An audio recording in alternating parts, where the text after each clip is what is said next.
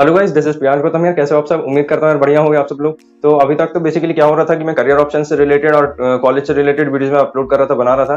तो काफी बच्चों की रिक्वेस्ट आई कि भैया आप थोड़ा बहुत 12th के लिए वीडियो बना दीजिए। नए सेशन में जो बच्चे आए हुए हैं तो उनके लिए भी बता दीजिए कि कैसे पढ़ना चाहिए, क्या क्या करना चाहिए, कैसे टाइम मैनेज करें, क्या करें, सेल्फ स्टडीज। तो सब कुछ डिस्कस करेंगे शॉर्ट में, ठीक है। पांच पॉइंट इंपॉर्टेंट है जो आपके लिए जाना जरूरी है, ठीक है। आपके सीनियर्स को मैं ऑलरेडी गाइड कर चुका हूँ, साथ में मेरा भी कुछ बहुत एक्सपीरियंस बढ़ चुका है जिस पे मैं आपसे आज बात करने वाला हूँ। सबसे पहले फर्स्ट पॉइंट हम बात करते हैं यार, आपका फोकस एकदम क्लियर होना चाहिए। आपका फोकस 12th में ये है कि आपको सिर्फ बोर्ड पे फोकस रखना है या जेई नीट का आपका टारगेट या फोकस है, ठीक है। तो आपको सबसे पहले क्लियर करना बहुत जरूरी है। अगर आपका फोकस जेई नीट का है तो यार बोर्ड पे आप बाद में फोकस करो, ठीक है। आपका फोकस ये होना चाहिए कि पहले जेई मेंस से रिलेटेड आपको पढ़ना है। जो भी आप कोचिंग में हो, जो भी आप पढ़ रहे हो, जो भी आप नोट्स बना रहे हो, जो भी आप डीपीपी सॉल्व कर रहे हो, जो भी आप जिस भी तरह से पढ़ रहे हो, तो उसमें आपका फोकस क्लियर होना चाहिए कि बोर्ड का पढ़ रहे हो या जेई नीट का पढ़ रहे हो। अगर आप बायो वाले स्टूडेंट हो और आपका टारगेट है कि मुझे मेडिकल फील्ड में कुछ एक्सप्लोर करना है, बड़ा कुछ करना है, तो उसके लिए आपको नीट का एग्जाम देना जरूरी रहता है। क्लियर है? तो इसके लिए नीट को आपको टारगेट होना चाहिए, उनको नीट के लेवल की पढ़ाई करनी है, ठीक है। अगर आप नीट के लेवल की पढ़ाई करोगे तो बोर्ड के लेवल की अपने आप हो जाएगी। और सिमिलर वे में अगर बात करें, मान लो जेई मेंस आपको देकर के, मतलब आपको जेई मेंस टारगेट है और आपको आईआईटी एनआईटी वाले कोई अच्छे कॉलेज में जाना है, जेई मेंस जेई एडवांस की आप तैयारी कर रहे हो, तो आपका टारगेट जेई मेंस होना चाहिए, ठीक है।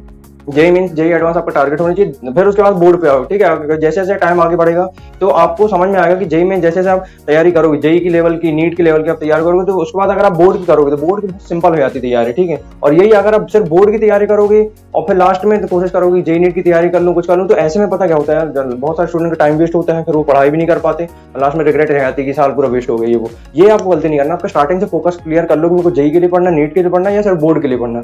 जैसे पढ़ने लग जाओगे वैसा आपके साथ होने लग जाएगा। बोर्ड का पढ़ोगे सिर्फ बोर्ड का ही आपको अच्छे से समझ में आएगा, जेई नीट का फिर थोड़ा मुश्किल लगने लगेगा, ठीक है। फोकस थोड़ा बड़ा रखो, इसलिए जेई नीट का आपका टारगेट पहले हो, देन उसके बाद बोर्ड का आपका टारगेट होना चाहिए। अब बात करते हैं सेकंड पॉइंट की। अब आप क्लियर कर लेना आपको फोकस क्या है, ठीक है। सेकंड पॉइंट की हम बात करते हैं कि रिसोर्सेज क्या होने चाहिए, बुक्स वगैरह, ठीक है। देखो, रिसोर्सेज की बात करें तो एनसीईआरटी सबसे मस्ट होती है। केमिस्ट्री, फिजिक्स, मैथ्स, चाहे मैं किसी भी सब्जेक्ट की बात करूं, मैथ्स पीसीएम में, तो उसमें सबसे इंपॉर्टेंट होती है एनसीईआरटी, ठीक है। एनसीईआरटी की बुक इंपॉर्टेंट है, पेपर उससे हर साल पूछा जाता है, कोई डाउट नहीं है, ठीक है। वेल प्रूव्ड है, सीनियर्स में भी, मतलब आप किसी भी इंटरव्यू से सीखोगे या किसी से भी पूछोगे तो ये फैक्ट निकल के आता है कि एनसीईआरटी से क्वेश्चंस आते हैं, हर साल आते हैं, ठीक है।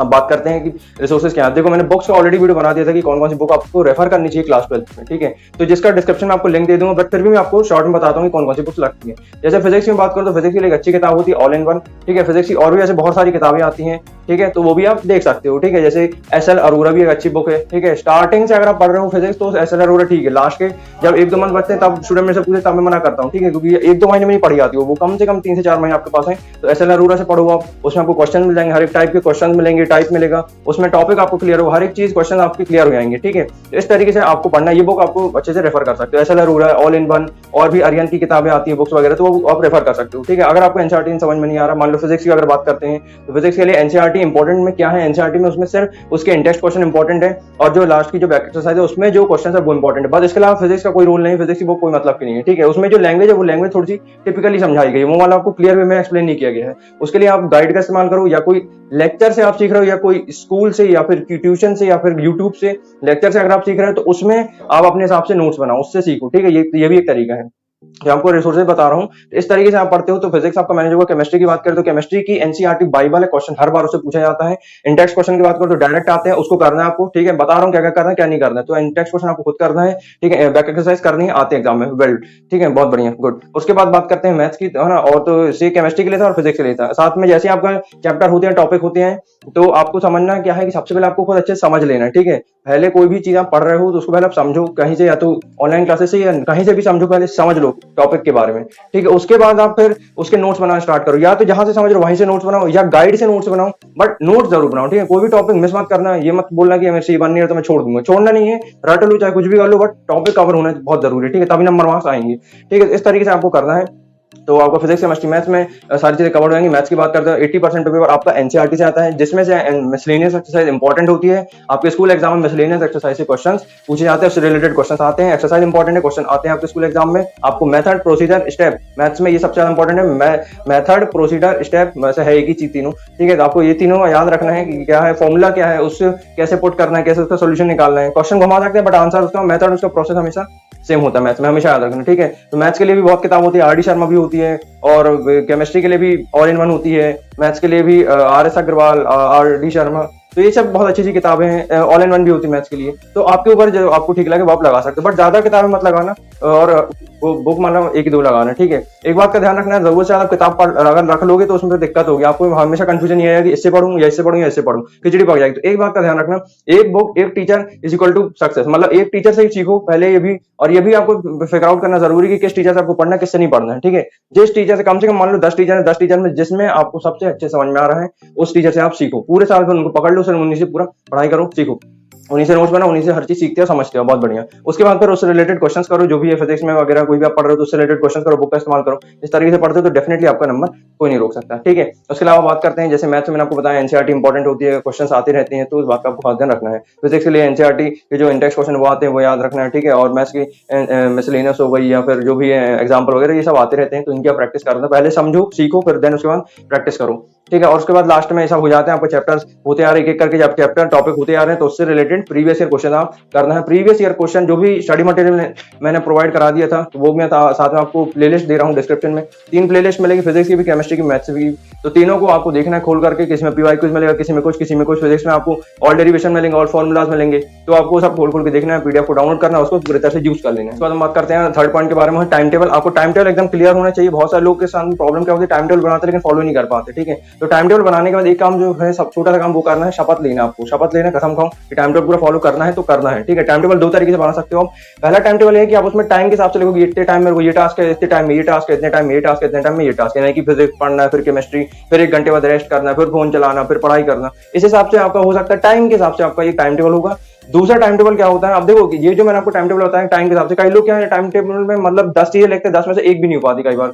तो आपको टाइम टेबल ऐसा लिखें जिसमें आपको पूरी श्योरिटी हो, आपको कॉन्फिडेंस हो कि मैं इतनी चीजें कर लूंगा। जैसे आपका ऑनलाइन क्लासेस है उसका टाइम अलग लिखो, उसके बाद फिर आपको सोने का क्या टाइम है उसका अलग टाइम लिखो, उसके बाद आपको सेल्फ स्टडी का क्या टाइम है, सेल्फ स्टडी के लिए आपको आप कितना टाइम दे पा रहे हो, ठीक है। तो सेल्फ स्टडी पे ज्यादा फोकस रखना है। एक चीज मैं बता दूं आपको, कोई भी टीचर कितना भी पढ़ा लेगा लेकिन उसका फायदा तब है जब खुद पढ़ोगे, खुद जब रिवाइज करोगे, ठीक है। लास्ट में ये प्रॉब्लम आती है स्टूडेंट की, बुक भी पढ़ ली है, टीचर से भी समझ लिया, लेकिन बाद में वही प्रॉब्लम आ गई, याद नहीं हो रहा। याद क्यों नहीं हो रहा, क्योंकि रिवीजन में ध्यान दिया नहीं आपने। तो आपको जो भी आप पढ़ रहे हो, जो भी नोट्स बना रहे हो, तो पहले तो नोट्स बना लो एक रफ में बनाओ, कोई भी रजिस्टर में बनाओ, ठीक है। उसके बाद फिर आपका एम ही होना चाहिए कि मेरे को सेल्फ मेड नोट्स बनाने हैं, ठीक है। सेल्फ मेड नोट्स का खास ध्यान रखना, भी टच करते हो उस पॉइंट को। तो टाइम टेबल में आपने क्या रखा, सारी चीजें रख दी, सेल्फ स्टडी भी आ गई, रिवीजन भी आ गया, रिवीजन पे भी ध्यान रखना, रिवीजन मत खा जाना, ठीक है। जो भी आप पढ़ रहे हो पर डे, जो भी आप पढ़ रहे हो उसका सेकंड डे पे रिवीजन होना चाहिए। मतलब आज आपने जो पढ़ा उसका कल रिवीजन, कल जो पढ़ा उसका परसों रिवीजन, ठीक है। यानी कि और जो भी है रिवीजन तुरंत करो, है ना। मान लो जैसे आपने सुबह कुछ पढ़ा उसके बाद शाम को रिवीजन कर लो, सुबह जो पढ़ा उसको शाम को रिवीजन कर लो, यानी कि रिवीजन ज्यादा पे फोकस करना है। जरूरत से ज्यादा रिवीजन करोगे तो ही आपसे सारी चीज दिमाग में बैठेगी, फिक्स हो जाएंगे, ठीक है। इस तरीके से पढ़ना है।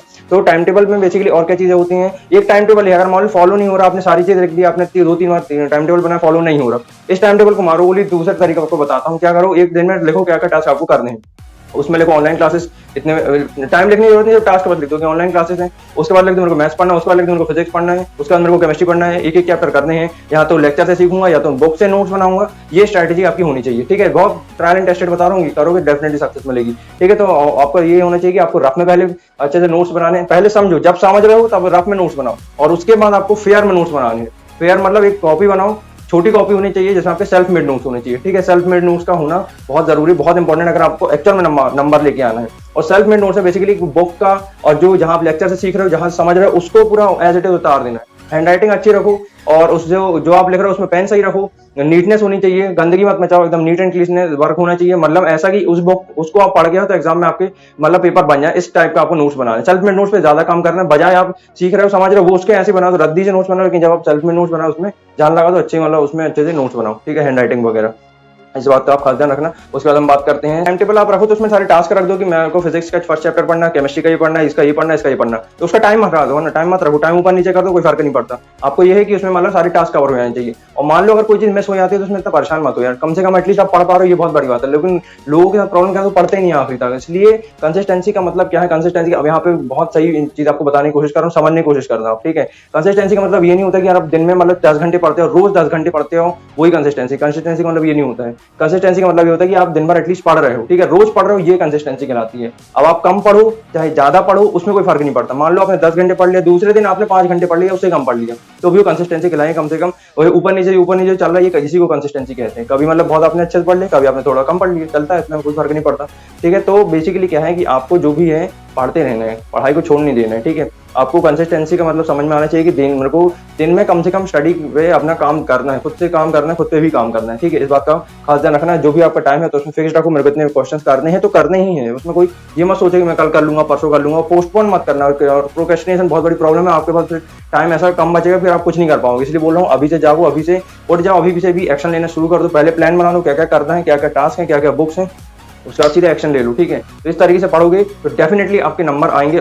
तो ये आप क्लियर कर लेना कि जिस टीचर से आपको अच्छे समझ सिर्फ उसी टीचर से पढ़ना, ठीक है। कंफ्यूजन मत होना कि इससे भी पढ़ लूं उससे भी पढ़ लूं। एक सब्जेक्ट का एक टीचर आपको फिक्स करना है, वो आप खुद डिसाइड करना है, ठीक है। जिससे आपको अच्छे समझ में उससे पढ़ो। दूसरी चीज, जो भी टीचर आपको समझा रहा है उसको रफ में नोट्स बनाओ, उसके बाद फिर फेयर नोट्स बनाओ जिसमें गाइड का भी इस्तेमाल करो, और जो सर ने जो भी आपको सिखाया उसके भी नोट्स बनाओ। तो आपके पूरे मतलब वेल प्रूव्ड नोट्स तैयार हो चुके हैं आपकी सेल्फ स्टडी के लिए। और ध्यान रखना है जो भी सर आपको पढ़ा रहे हैं, आपका दिन में सेल्फ स्टडी होना बहुत जरूरी है, तभी आपके नंबर आएंगे, ठीक है। तो आपको सिंपल वे में बताऊं, आपको सेल्फ स्टडी पे ज्यादा फोकस करना है as compare to online study जो भी आपकी चल रही है। आप कम से कम 3 से 4 घंटा 5 घंटा मिनिमम एटलीस्ट निकालो कि आपका सेल्फ स्टडी हो, या फिर जो भी आपने पढ़ा उसी को रिवाइज कर लो, ठीक है। मान लो आपने कल पहले कुछ पढ़ा होगा, उसको आपको रिवाइज करना हो, तो उस सेल्फ स्टडी में उसको घुसा दो, उसको रिवाइज करो, ठीक है। टाइम मत वेस्ट करना है ना। और जो भी आपको स्कूल में सिखाया जा रहा है, जो भी ऑनलाइन क्लासेस में आप सीख रहे हो, तो ये कोई पढ़ाई नहीं है, मतलब ये तो आपने को सिखा दिया, पढ़ा दिया। उसका फायदा तब है जब आप बहुत उसको यूज करोगे, है ना, जब आप उसको एक्शन में उतारोगे, है ना, जब आप उसको खुद प्रैक्टिस करोगे, जब आप खुद रिवाइज करोगे। तो इस बात का खास ध्यान रखना, ठीक है। बाद में एक्सक्यूज नहीं आना चाहिए, ठीक है। अब बात करते हैं नेक्स्ट पॉइंट के बारे में,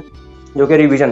क्लास 12 में अगर आपको नंबर लेके आना है, सबसे पहली चीज तो आपको ये समझनी है कि क्लास 12 में आपके आज तक के सबसे ज्यादा नंबर आएंगे। आपके 10 तक में, मान लो फर्स्ट क्लास से 10 तक में 8 9 7 8 9 10 11 प्री बोर्ड का ध्यान रखना। प्री बोर्ड में भी नंबर अगर कमाते हैं और पहले भी नंबर कमाए हैं तो आने दो, क्लास 12 के बोर्ड एग्जाम में आपकी सबसे ज्यादा नंबर आएंगे। फैक्ट लिख लो दीवार पे इसको, ठीक है। उसके लिए सबसे इंपॉर्टेंट काम क्या करना है आपको, रिवीजन।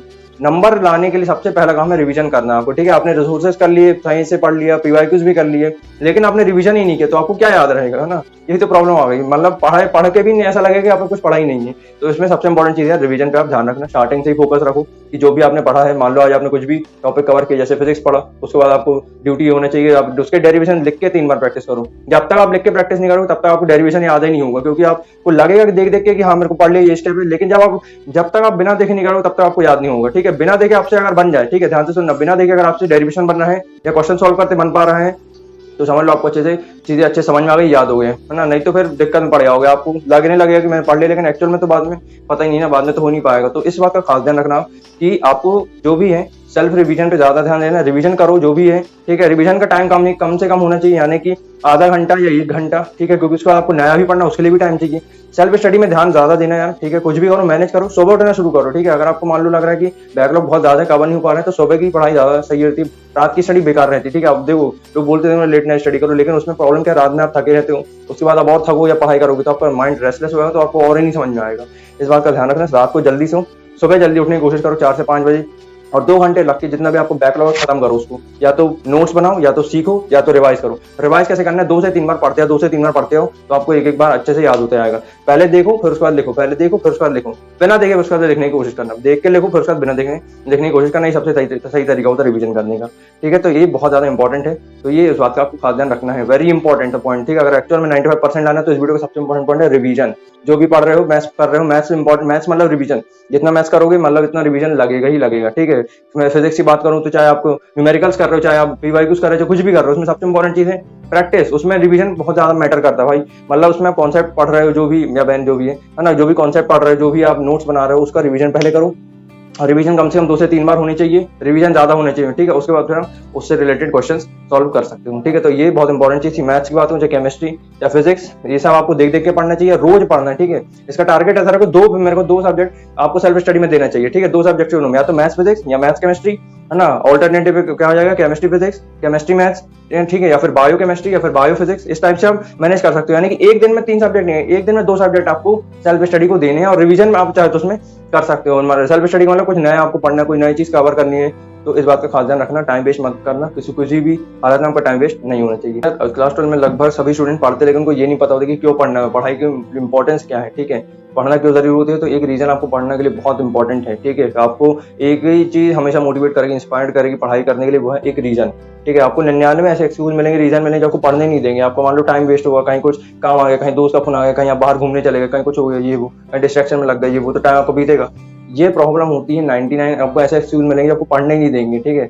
आपको एक ऐसा रीजन ढूंढना पड़ेगा जो इस 99 एक्सक्यूज से बहुत ज्यादा बड़ा हो, मतलब एक रीजन बहुत स्ट्रांग होना चाहिए। अब मैंने अपने पहले भी कई वीडियो में बता चुका हूँ, आज फिर बता रहा हूँ। 3 ऐसे रीजन होते हैं जिसकी वजह से आप बहुत अच्छे से पढ़ सकते हो। पहला रीजन ये होता है यार कि क्लास 12 आपकी आखिरी क्लास है, इसके बाद आपकी कोई क्लास नहीं रहती है, तो यानी कि स्कूल लाइफ का सबसे आपका आखिरी टाइम है, आखिरी दिन है, मतलब आखिरी दिन नहीं कह सकते हैं, आखिरी साल है। तो उसमें आप अपनी तरफ से पूरा जो भी पिछली क्लास में आपने नहीं पढ़ पाया उसकी पूरी भड़ास एक दिन में यानी एक क्लास में पूरी निकाल सकते हो, ठीक है। पिछली क्लास में आपने नहीं पढ़ पाया है उसका आपको बदला निकालना है 12th क्लास में, ठीक है, ये बात ध्यान रखना। तो 12th में आपका फोकस ये होना चाहिए कि मेरे को नंबर लाने हैं, इसलिए क्योंकि मेरे को अंदर से स्ट्रांग बनना है, ठीक है। एक रीजन तो मैं आपको बता रहा हूँ, पहला रीजन के अंदर से स्ट्रांग बनना है, अपने पोटेंशियल को निखारना है, इंक्रीज करना है, पहचानना है।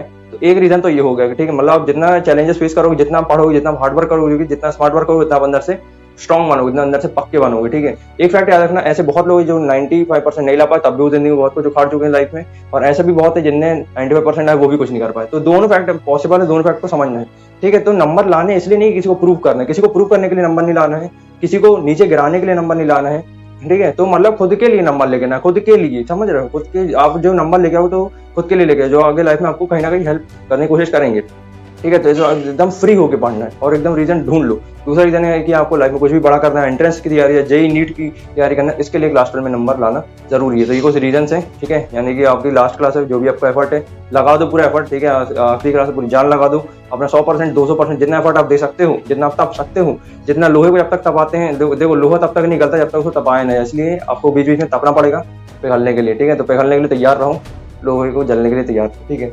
इस बात का आप खास ध्यान रखना, बहुत इंपॉर्टेंट चीज़ थी ये। मतलब कि एक रीजन ढूंढ लो, आपको अंदर से स्ट्रांग बनना है और मेरे को कुछ ढंगा करना है लाइफ में, इसलिए मेरे को 12 पढ़ना जरूरी है। किसी को प्रूव नहीं करना है, किसी को कुछ नहीं, ठीक है ना। किसी से कंपेयर मत करो यार, कोई भी स्टूडेंट है, कोई भी आपका टॉपर है, कोई भी दोस्त है, कंपेयर मत करो। वो अपनी पढ़ाई कर रहे हैं, आप अपनी पढ़ाई करो, वो उसकी अपनी अलग खुशी, आपकी अपनी अलग खुशी, उसका अपना अलग दिन है, आपका अपना अलग दिन है, ठीक है। बात कर रहे हो ठीक है, लेकिन जबरदस्ती पढ़ाई को कंपेरिजन मत करो कि उसने मेरे से अच्छा कर लिया मैं नहीं कर पाया, मैं उससे अच्छा कर लिया वो मेरे से नहीं कर पाया, कहीं ऐसा ना हो मेरे से आगे निकल जाए। तो ये क्या कंपेरिजन में दोनों तरफ से फंसोगे, प्रेशर क्रिएट हो जाएगा जबरदस्ती का। इसलिए बिना प्रेशर के, बिना किसी फ्रस्ट्रेशन के कूलली कामली पढ़ाई करो और ऐसी अच्छी चीजें देखो, अच्छा देखो, अच्छा बोलो, अच्छा सुनो, तो आपका जो पढ़ाई में फोकस है पूरी तरह से फोकस्ड रहेगा, ठीक है। इस बात का आप खास ध्यान रखना। यानी कि एक रीजन बहुत स्ट्रांग चाहिए जो आपके एक्सक्यूज से कहीं ज्यादा बड़ा हो, आपको एकदम बैठने नहीं दे, जो आपको एकदम पूरे से पढ़ाई करने देते हैं। ऐसे बहुत सारे एफर्मेशंस हैं जिनको आप इस्तेमाल कर सकते हो। मैं कई बार एफर्मेशन बताया हूँ। एक होता है क्विटर, एक होता है winner. Quitter never wins and winner never quits, यानी कि जो क्विटर होता है कभी जीतता नहीं और जो विनर होता है कभी क्विट नहीं करता, ठीक है। तो अब आपको देखना है आप क्विटर हो या विनर हो। अगर आप नहीं कर रहे हो, मान के चलो माइंड को बोलो कि मैं कहीं क्विटर तो नहीं, तो फिर आप क्या, आपके अंदर विनर वाली फीलिंग आएगी, तो फिर आप विनर जैसे पढ़ाई करोगे। स्कूल का मैं आपको बताऊं तो स्कूल का रूल खाली इतना है कि आपके एग्जाम बस कंडक्ट होंगे, समझ में आकर, अगर आपको समझ में आ रहा है स्कूल से तब तो बढ़िया है, टाइम वेस्ट मत करना दोस्तों के चक्कर में, ठीक है। ये मत समझना कि जो, देखो एक चीज आपको बता दूं, जिस दोस्त को आप कह रहे हो कि मैं सबसे अच्छा दोस्त 12th क्लास में, आने वाले 6 महीने 7 महीने के अंदर वो ऐसे मतलब अलग अलग हो जाएंगे, पता भी नहीं चलेगा, ठीक है। क्योंकि क्या होता है 12th के अंदर एकदम से सबका लिंक टूटता है, किसी को बीएससी करना होता है, किसी को इंजीनियरिंग में, किसी को नीट में, कहीं किसी को कुछ बीसीए, तो क्या होता है आपके करियर ऑप्शन बदल जाते हैं 12th क्लास के बाद में। तो ये मत समझना कि आपके जो दोस्त हैं और मैं उसी में मतलब टाइम वेस्ट करूँ, उसी के साथ दिन रात घूमूं, ये वो फोन चलाऊं, बात करूं, ये सब डिस्ट्रैक्शन है। डिस्ट्रैक्शन से आपको बच के रहना है। फोन भी डिस्ट्रैक्शन है, आपके अगल बगल में डिस्ट्रैक्शन है, तो इसको कंट्रोल सिर्फ और सिर्फ आप कर सकते हो, ठीक है। तो बस इस बात का ध्यान रखना है।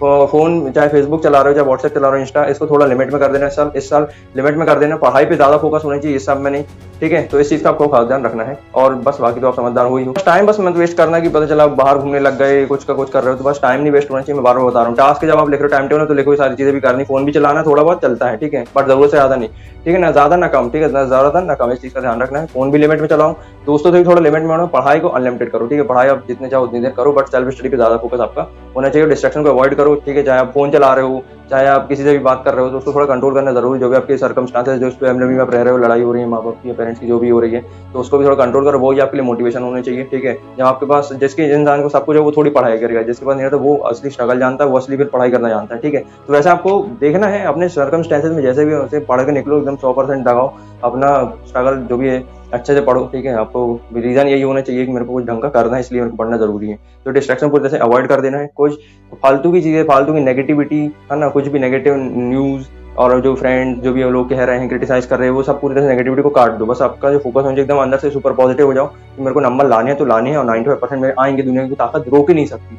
तो आपको अंदर से पॉजिटिव बहुत स्ट्रॉन्ग कर दो, जो मतलब को अंदर से ग्रो करा दे, ऊपर उठाते ही जाए, बस ऐसा अपने आपको अंदर से फील कराओ।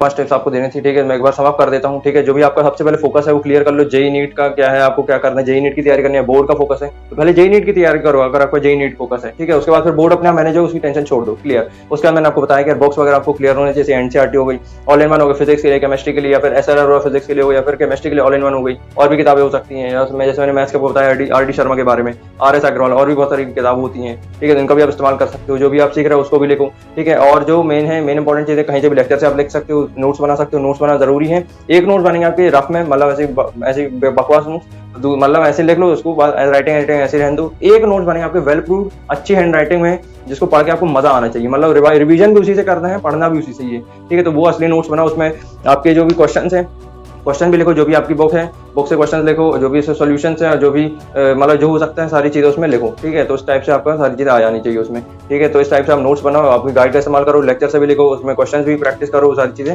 करो। एक तो मैंने बता दिया, उसके बाद फिर मैंने आपको बहुत सारी चीजें बताई, जैसे आपको नेगेटिविटी अवॉइड करनी चाहिए, ठीक है। आपको टाइम टेबल में वो टास्क रखना चाहिए जो आपको इंपॉर्टेंट है, ठीक है। टाइम टेबल बनाते समय कसम भी खाओ, तुमको टाइम टेबल फॉलो करना है। और अगर टाइम टेबल में आधी चीजें फॉलो है कम से कम, उसके लिए अपने आपको अप्रिशिएट करोगे, नहीं कम से कम आपने आधे घंटे ही पढ़ाई करी, ठीक है। कंसिस्टेंसी का मैंने आपको बताया कि ऐसा नहीं कि एकदम स्ट्रेट फॉरवर्ड 10 घंटे पढ़ते यार तो पढ़ते यार, ठीक है। मान लो अगर पढ़ाई नहीं कर पाए किसी भी वजह से, तो उसको छोड़ दो, मत परेशान हो उसके चक्कर में, ठीक है। यानी कि आप आधे घंटे पढ़ो, चाहे 1 घंटे पढ़ो, चाहे कितने भी घंटे पढ़ो, बस आपको पढ़ना जरूरी है। पर डे पढ़ना जरूरी है, चाहे कितने भी घंटे पढ़ो, कम पढ़ो या ज्यादा पढ़ो, इट डजंट मैटर, बट पढ़ना जरूरी होता है, ठीक है। उसके अलावा मैंने आपको बताया डिस्ट्रक्शन को अवॉइड करो, ठीक है। आपका फोकस क्लियर होना चाहिए, आपके पास एक रीजन होना बहुत जरूरी है कि मुझे पढ़ना क्यों है भाई, ठीक है। जैसे मैंने आपको 3 रीजन, आपको अंदर से स्ट्रॉन्ग बनना है, आपको ढंगा कुछ लाइफ में उखाड़ना है, ठीक है। और मुझे अपने आप को स्ट्रॉन्ग बनाना है, प्रूव किसी को कुछ नहीं करना है, बस मुझे अपने लिए नंबर लेके आने हैं। और 12th क्लास में आपके आज तक के दुनिया के सबसे ज्यादा नंबर आएंगे, आप याद रखना, ठीक है। तो बस इस तरीके से आप पढ़ते हो और मेरी सारी बातों को अप्लाई करते हो, और जो भी मटेरियल वगैरह है प्लेलिस्ट में आपको दे दूंगा, तो आप जाकर फिजिक्स केमिस्ट्री मैथ्स में थोड़ा बहुत पीवाईक्यूज आपको मिल जाएंगे, तो आप डाउनलोड कर सकते हो, उनसे आप हेल्प ले सकते हो,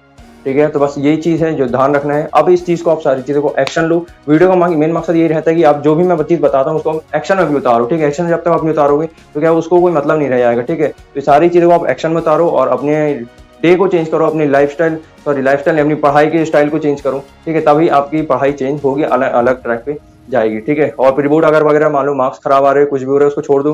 प्री बोर्ड में चेकिंग टफ होती है, और जो टीचर्स होते हैं बेसिकली मार्क्स जानबूझ के काटते, ताकि वो जो गलती की है अपने प्री बोर्ड में वो आप बोर्ड में ना करो, ठीक है। इस बात का ध्यान रखना है। तो प्री बोर्ड के नंबर मैटर नहीं करते, प्री बोर्ड के नंबर नहीं जोड़ने वाले अगले साल, मतलब आपके बोर्ड में, बट आपके जो बोर्ड एग्जाम होंगे उसके मार्क्स जोड़ेंगे, इस बात का खास ध्यान रखना है। तो इसी के साथ यार आज का वीडियो मैं खत्म करता हूँ। आपको कोई भी डाउट हो आप कमेंट कर सकते हो। बाकी मैं हमेशा आप लोग के साथ हूँ, सीनियर के साथ भी था, अभी भी हूँ, और आप लोग के साथ भी रहूंगा। तो आपका भाई हमेशा आपके लिए तैयार है, आपकी मदद के लिए, आपके हर एक सुख दुख के लिए, ठीक है। तो याद रखना, बस अब कोई भी दिक्कत आती है कमेंट कर देना, और बस एक कमेंट कर देना, मैं रिप्लाई कर दूंगा आपका, ठीक है। तो बस आपका सब मतलब मैं सपोर्ट करने के लिए 100% तैयार हूँ, आप भी सपोर्ट करते रहो, ठीक है। और अपने जो भी जूनियर हैं, जो भी मतलब आपके फ्रेंड्स वगैरह हैं, मतलब उनके साथ वीडियो को शेयर जरूर करो, और बाकी कमेंट करके बताओ, लाइक करो, ठीक है। मिलते हैं नेक्स्ट वीडियो में, तब तक के लिए love you all, take care, all the best. आग लगा दो पूरी तरह से, पूरे आपके पास 7 महीने बोले पूरे इसमें आग लगा दो, भन जाओ अंदर से मतलब फेथ करे, सब लेके आओ, बैठ जाओ, बस फोड़ देना, ठीक है।